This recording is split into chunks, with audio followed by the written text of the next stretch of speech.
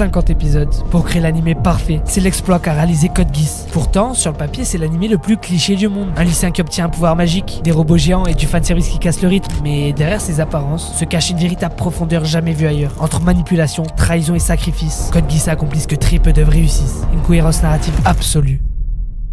Nous retrouvons deux adolescents en moto qui traversent Tokyo. Enfin, ce qu'il en reste, parce qu'en effet, le Japon s'est fait envahir par Britannia, la puissance qui a pratiquement pris possession du monde, une nation aussi cruelle que dominante. Dès le premier épisode, on peut voir des civils japonais opprimés par leurs colonisateurs. Le Japon se fait maintenant appeler la zone 11 et les Japonais les 11. Les Japonais souhaitant défendre leur patrie sont maintenant considérés comme des terroristes. On voit dès les premières minutes de l'animé à quoi s'attendre dans ce monde cruel. D'un côté, les Britanniens qui jouissent pleinement de leurs droits, et de l'autre, les 11 humiliés. Mais heureusement pour ce monde injuste, un héros va venir tout chambouler. Dans cette vidéo, on ne va pas juste résumer, mais on va aussi analyser pour voir pourquoi et comment cette anime a su atteindre un niveau inégalé. Un groupe de terroristes japonais tente d'intercepter un convoi militaire qui contient une chose très mystérieuse. Mais ça va très vite tourner au chaos et notre très cher protagoniste va s'y faire embarquer. Il va par pur hasard retrouver son meilleur ami d'enfance Suzaku dans tout ce chaos. Cette retrouvaille marque le début d'une rivalité sans égale dans l'animé. Tout à coup, cette mystérieuse capsule que transportait le convoi s'ouvre. Une étrange fille aux cheveux verts sort de cette capsule. À ce moment-là, le louche ne se doute pas que cette fille va totalement chambouler sa vie. Après plusieurs événements, Suzaku et le louche se font séparer à nouveau. Et le louche et cette fille se retrouvent maintenant piégés par des soldats britanniens. Puis d'un coup, il s'empresse d'aller voir si elle est encore en vie, mais une surprise d'une grande envergure l'attend. Je te propose un pacte. Le louche était prêt à mourir sans avoir rien accompli. Mais ce pouvoir est sa seule et dernière chance de réaliser sa destinée. S'il l'accepte, il quitte le commun des mortels. Mais en contrepartie, il est destiné à une profonde solitude. Ce pouvoir se nomme le Geass. Cette chose lui permet de donner des ordres absolus que personne ne peut refuser. Cette capacité a deux points faibles. Elle ne fonctionne qu'avec un contact visuel direct et ne marche qu'une seule fois par personne. C'est paradoxal, parce qu'en effet, c'est un pouvoir de manipulation qui nous rappelle les façons d'agir de Britannia. Code Geass est fortement inspiré de la légende arthurienne. On trouve notamment les noms des Knightmares qui représentent chacun chevalier de la table ronde. Cette référence à la légende arthurienne ne va pas s'arrêter au nom, c'est carrément l'intrigue entière qui va s'en inspirer. Ce que je ne vous ai pas dit, c'est que le louche est en réalité le fils de l'empereur Charles, c'est le souverain de Britannia en personne. Sa mère, l'impératrice Marianne, a été tuée par un soi-disant terroriste, mais le louche n'y croit pas une seconde. Après la mort de sa mère, il reproche à son père de n'avoir rien fait pour la protéger, ni même pour la venger. C'est pourquoi son père le renie et l'envoie au Japon. Arrivé au Japon, il va se faire recueillir par la famille Kururugi, qui est celle du premier ministre japonais. C'est là où il va faire pour la première fois la rencontre de Suzaku. Durant cette période, Britannia envahit le Japon et le premier ministre va se faire tuer. Il va se faire éliminer en secret par les mains de son propre fils, Suzaku Kururugi. C'est aussi une période clé pour le louche, car c'est là où il va faire la promesse à Suzaku de détruire Britannia. J'en fais le serment. Je détruirai Britannia. Le louche et sa sœur Nonali vont alors se faire passer pour morts pour rester discret. Le louche ne se nomme plus le louche Britannia, mais le louche Lampe Rouge. Il va ensuite intégrer l'académie Ashford, là où il va à petit feu tomber dans un profond désespoir et totalement oublier son objectif. Mais comme on l'a vu lors de l'attaque terroriste, cette fille aux cheveux verts est venue mettre fin à cette période de vide. Après avoir reçu ce mystérieux Geass, il s'en sert pour prendre possession d'un Nightmare et entrer en communication sur le canal des terroristes japonais. Grâce à son génie de stratège, il va réussir à les sauver en leur indiquant quoi faire. Mais un tout nouveau Nightmare fait son entrée et son pilote n'est nul autre que Suzaku. Il trouve alors le Nightmare de le louche et l'attaque. Aucun des deux ne sait contre qui il se bat grâce à la vitrine du mecha. C'est ici que la rivalité entre les deux va nous être introduite. Heureusement pour le louche, une des terroristes va le sauver de justesse. Il va alors s'échapper et directement se rendre au véhicule du prince qui gouverne le Japon, qui est nul autre que son demi-frère. Et le louche va l'éliminer. Je suis revenu, Votre Altesse, et j'ai bien l'intention de tout changer.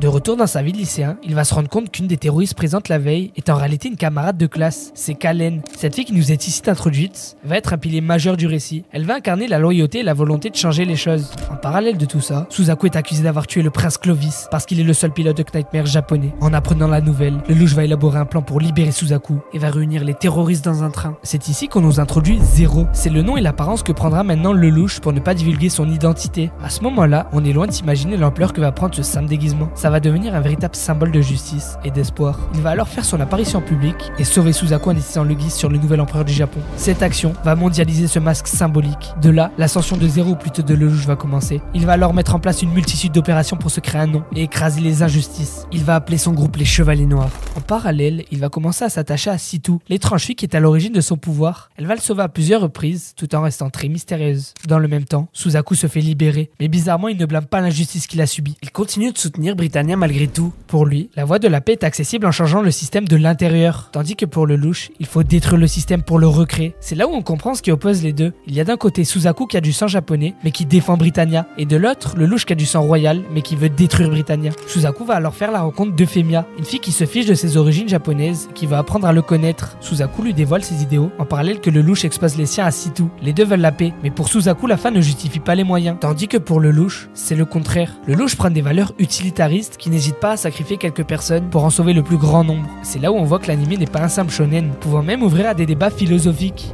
Suzaku va alors reprendre sa double vie de pilote et de lycéen et va intégrer la même école que le louche et Kalen. Durant toute la saison 1, l'influence de Zero ne cesse de croître, en même temps que la puissance et la haine de Suzaku. Mais en parallèle de tout ça, une fille paye les conséquences de tous leurs dégâts. Les batailles incessantes des chevaliers noirs et de Suzaku font beaucoup de victimes. Et malheureusement pour une de leurs amies, son père va en être victime.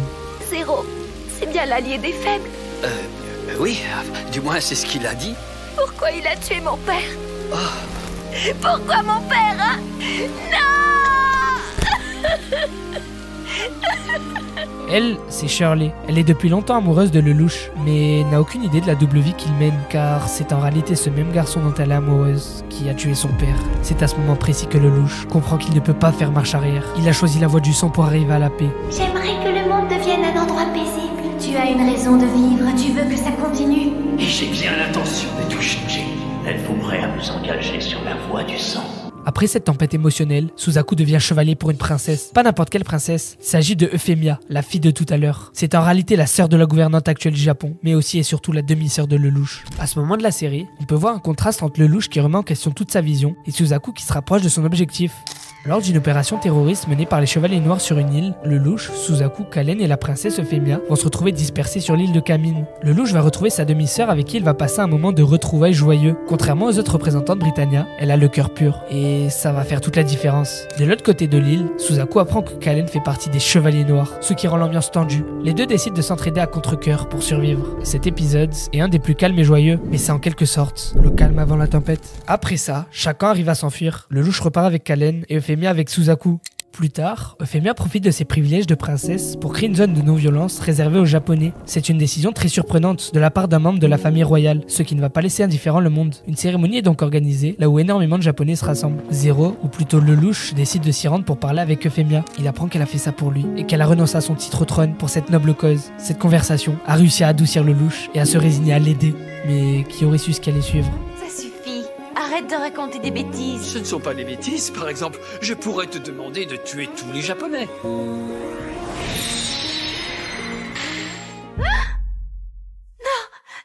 Je ne peux pas. Je refuse. Lelouch ne contrôle plus son Geass. Ce même pouvoir qui devait œuvrer pour la paix se retourne contre sa cause. Après ça s'ensuit un véritable carnage.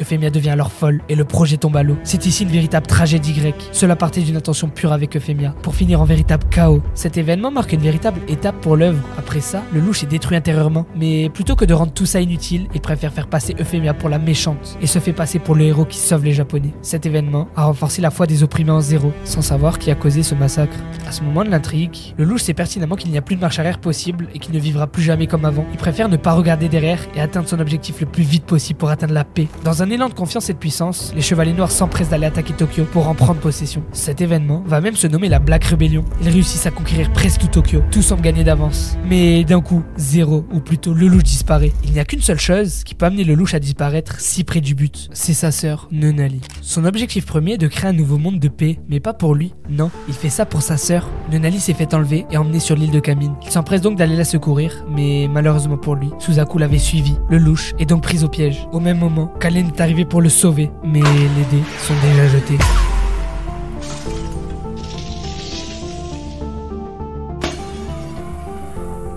Kalen, mais surtout Suzaku, apprennent la vérité. Lelouch est Zero depuis le début. Et contrairement à toute attente, cette nouvelle ne les a même pas choqués. Suzaku et Kalen le savaient au fond d'eux. Tu as été banni du monde. Et c'est moi qui m'occuperai de Nonali. Suzaku! Lelouch! La Black Rebellion est donc une défaite totale pour les Chevaliers Noirs. Ça va bientôt faire un an que Zero a lancé une insurrection connue sous le nom de Black Rebellion. Quel imbécile ce Zero! Quoi qu'on fasse, il est impossible de changer le monde. Un an s'est écoulé depuis la Black Rebellion. Durant sa confrontation avec Suzaku, le louche s'est fait capturer et envoyé à l'empereur. En échange de ça, Suzaku a été promu Knight of Round. C'est le rang attribué aux 12 chevaliers les plus puissants. Il a obtenu ce rang au prix de la trahison faite à Lelouch. L'empereur Charles possède également le Geass, un Geass pouvant modifier les souvenirs. Il a décidé d'effacer les souvenirs de Lelouch pour essayer d'attirer Situ et pour ensuite la capturer. Mais à ce moment-là, il ne pouvait pas savoir que c'était la pire erreur de sa vie. Puisque lors d'un attentat dans un immeuble, Situ finit par retrouver Lelouch et lui rend ses souvenirs. C'est ici que la flamme qui somnole en lui se rallume une deuxième fois. Lelouch est plus déterminé que jamais à détruire le monde pour en reconstruire un nouveau. Il arrive à refonder l'ordre des Chevaliers Noirs et à s'allier à la Chine. Sa montée en puissance n'a jamais été aussi rapide. Mais un problème vient faire face à Lelouch. Quand l'empereur lui a effacé la mémoire, il lui a rajouté de faux souvenirs avec un petit frère qui se nomme Rollo. C'est un jeune infiltré dans l'Empire pour le surveiller. Pour Lelouch, c'est inadmissible que sa sœur Nunnally soit remplacée par quelqu'un d'autre. C'est pourquoi il nourrit une haine profonde envers Rollo. Il va alors le manipuler pour le ranger du côté des Chevaliers Noirs. Rollo nourrit maintenant un sentiment d'amour fraternel avec Lelouch, mais ce sentiment n'est pas réciproque. Cette relation à sens unique va amener par la suite à des événements bien plus tristes que ce que Lelouch n'aurait jamais pu prévoir. Après son retour, Lelouch met les bouchées doubles et avec un coup de génie, parvient à expatrier 1 million de Japonais sur une île en Chine. C'est maintenant la terre des Chevaliers Noirs. C'est à partir de là que le récit va prendre une toute autre tournure. Le nouveau monde dont rêve Lelouch n'est plus un lointain souvenir, il est à portée de main. Mais à quel prix? Cet espoir de créer un monde meilleur va lui coûter bien plus cher qu'il ne l'imagine. Ça commence quand Shirley, la fille aux cheveux orange, apprend que Lelouch est zéro. Durant la saison 1, elle avait appris la vérité sur lui, mais Lelouch lui avait effacé la mémoire. Malheureusement, elle a retrouvé un papier dans sa poubelle, lui indiquant la véritable identité de Zéro à nouveau. Cette nouvelle la rend terrifiée de lui et de Suzaku, ce qui va l'amener à trébucher d'un immeuble.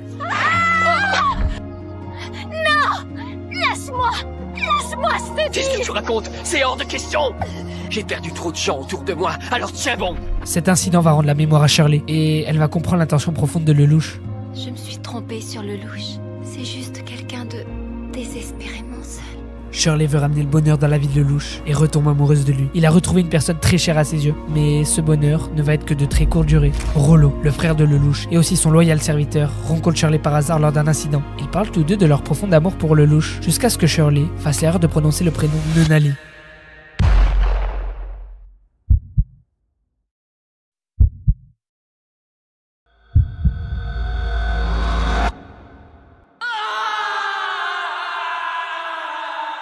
Après ce terrible événement, Lelouch ne cherche pas à se venger. Il préfère ne pas regarder derrière encore une fois, pour arriver à la paix le plus vite possible. Shirley a été une victime des choix de Lelouch, mais malgré tout ça, elle a continué de l'aimer et de le chérir, introduisant une romance profonde à l'œuvre. Elle représente ce que Lelouch aurait eu s'il n'avait pas choisi la voie du sang. À la suite de tout ça, Lelouch décide d'aller trouver l'origine du Geass et finit par entrer dans une mystérieuse salle où se trouve son père. Il va utiliser son Geass pour lui ordonner de mourir, et contrairement à toute attente, son père l'empereur se tire une balle dessus et tombe. Tu es présomptueux, Lelouch. Son père est en réalité immortel. Il a obtenu ce pouvoir en tuant Vitu. C'est un sorcier comme Situ qui possède le code, une capacité qui rend immortel. C'est un pouvoir qui s'obtient en tuant un autre code avec son Geass. Lelouch est maintenant prise au piège par son propre père. Quand tout à coup, Situ arrive et nous révèle qu'elle tient un pacte avec l'empereur. Elle veut que l'empereur Charles la tue pour mettre un terme à sa profonde solitude. Je ne désire rien d'autre que mourir.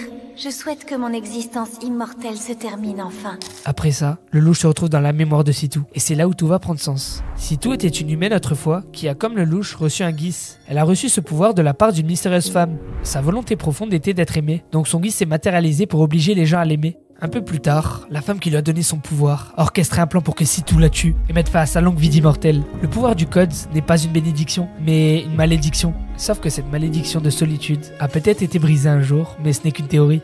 Après ce flashback, Situ est prête à mourir, quand tout à coup, Lelouch débarque. Il lui fait la promesse de briser sa longue solitude. Il détruit ensuite cet étrange endroit, emportant Charles au passage. À partir de là, on comprend enfin le personnage de Situ. À la suite de tout ça s'ensuit la plus féroce des batailles, la deuxième tentative de prendre Tokyo pour les Chevaliers Noirs. Durant cette rébellion, les Chevaliers Noirs arrivent à prendre peu à peu la ville, mais cette bataille finira malheureusement par une explosion de Sakura dite monumentale, emportant avec elle 10 millions d'habitants, et ça, par la faute d'une arme mise au point par Britannia. Cette explosion a aussi emporté Nunnally avec elle. Enfin, pas vraiment, mais c'est ce que tout le monde croit. C'est pourquoi à ce moment-là, Lelouch a littéralement perdu sa raison de vivre et sombre dans une folie absurde. Cela signifie le début de la fin, et surtout, la fin de son règne en tant que Zéro. Les Chevaliers Noirs apprennent son identité et sont sur le point de l'éliminer. Quand tout à coup, personnage dont personne ne se doute le sauve de cette tragédie. C'est Rollo, son faux petit frère. Rollo savait que Lelouch le manipulait, mais pourtant, ses sentiments pour lui étaient sincères. C'est pour lui sa seule famille. C'est pourquoi dans un élan d'amour, il sauve Lelouch au prix de sa vie. À ce moment-là, Lelouch retrouve ses esprits et reprend espoir. On peut voir ici que Lelouch commence à changer. On entre maintenant dans la partie finale de l'animé, là où il va atteindre un niveau jamais vu ailleurs. Lelouch s'empresse de retourner dans l'étrange lieu qu'il avait détruit, là où il retrouve son père. Il a survécu et le lieu est bizarrement intact. Car c'est ici qu'un plan orchestré depuis des décennies est sur le point de voir le jour. La mère de Lelouch, qui a normalement été tuée il y a des années, entre dans la pièce et nous révèle qu'elle est du côté de son père. Charles et Marianne, qui sont ses parents, lui avouent toute la vérité. Des années auparavant, Charles et Vitou se sont fait une promesse, éradiquer le mensonge de ce monde. Marianne et Sitou partageaient la même vision, mais Vitou a trahi cette promesse. Il a orchestré le meurtre de Marianne et l'a caché à Charles. Heureusement, Marianne a survécu grâce à son Geass, le pouvoir de transférer sa conscience dans un autre corps avant de mourir. C'est là qu'on comprend la vérité. L'empereur n'a jamais voulu faire de mal à Lelouch. Charles a découvert l'existence de la conscience collective, une étrange entité où résident tous les souvenirs et tous les désirs de l'humanité depuis la nuit des temps. Le plan de Charles et Marianne est simple, réunir deux codes pour activer Ragnarok, une fusion totale de toutes les époques et tous les êtres. En reliant passé, présent et futur, ils effaceront le mensonge du monde et imposent leur vision de la paix. Mais malheureusement pour eux, leur fils Lelouch ne partage pas leur vision de la paix. De même pour Suzaku et Sitou qui débarquent au même moment. C'est pourquoi Lelouch fait l'impensable. Il utilise son Geass sur la conscience collective elle-même et lui ordonne de faire disparaître ses propres parents. Lelouch prend alors la tête de l'Empire de Britannia. C'est maintenant que les derniers dés sont jetés. Mais pour cette dernière bataille, Lelouch ne sera pas seul. Il sera épaulé de son pire ennemi, ou plutôt de son meilleur ami, Suzaku. Leur vision opposée a finalement su se rejoindre pour changer le monde et ramener la paix. Je vais détruire le monde pour pouvoir en recréer un nouveau. Ce sont les paroles de Lelouch avant de lancer l'ultime plan, le Zéro Requiem. Une dernière stratégie pour expier leurs crimes et ramener la paix dans le monde en mettant un terme au cycle de haine. Code Geass est comparable à une véritable partie d'échecs. Il ne faut jamais sacrifier le roi. Durant chaque bataille, Lelouch est resté en retrait car s'il venait à mourir, c'est son armée tout entière qui mourrait. Mais durant le Zéro Requiem, ça ne va pas être une partie d'échecs ordinaire. Lelouch va prendre tous les dirigeants en otage devant le monde entier. Cela lui donne le contrôle intégral du monde. Un dernier obstacle lui barre la route. C'est son frère Schneisel El Britannia et sa sœur Nunali. Ils ont avec eux la Fleija, l'arme la plus puissante du monde. C'est là l'ultime bataille pour le contrôle du monde. Une bataille qui s'annonce mal pour Lelouch. Mais heureusement pour lui, il arrive à pénétrer dans la Fleija. Échec pour Schneisel. Et avec un coup de génie, il arrive à utiliser son Geass sur Schneisel. Échec et mat. Le monde entier est maintenant sous le contrôle du plus féroce des tyrans, mais paradoxalement, il est aussi sous le contrôle du plus grand des héros. Le monde est terrifié par Lelouch le tyran. Il possède l'arme de dissuasion la plus puissante qui soit, et menace quiconque ose s'en prendre à lui.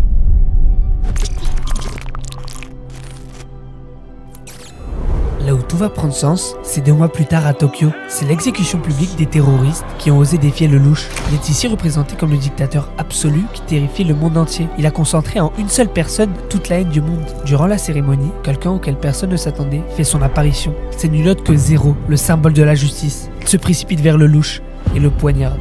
Le Zéro Requiem consistait à concentrer toute la haine du monde sur Lelouch pour ensuite mourir et faire disparaître cette haine avec lui. C'est sa punition. Quant à Suzaku, sa punition consiste à renoncer à son identité pour devenir Zéro à son tour. Juste avant de mourir, Nunali touche Lelouch et accède à tous ses souvenirs. Elle comprend alors la vérité. Chaque manipulation, chaque mensonge, chaque sacrifice. C'était pour elle, pour qu'elle puisse vivre dans un monde sans guerre et sans haine. Mais Lelouch n'a pas fait ça que pour Nunali, car paradoxalement à tous ceux qu'il a manipulés, il a fait ça pour obéir au Geass de l'humanité tout entière, la paix. Cette histoire se conclut parfaitement avec un parallèle du début. L'œuvre commence avec Lelouch qui joue aux échecs chez un noble britannique. Il déplace son roi en avant, ce qui fait beaucoup rire le noble. Mais pourtant, il gagne. Et à la fin de Code Geass, ce sacrifice du roi, c'est lui.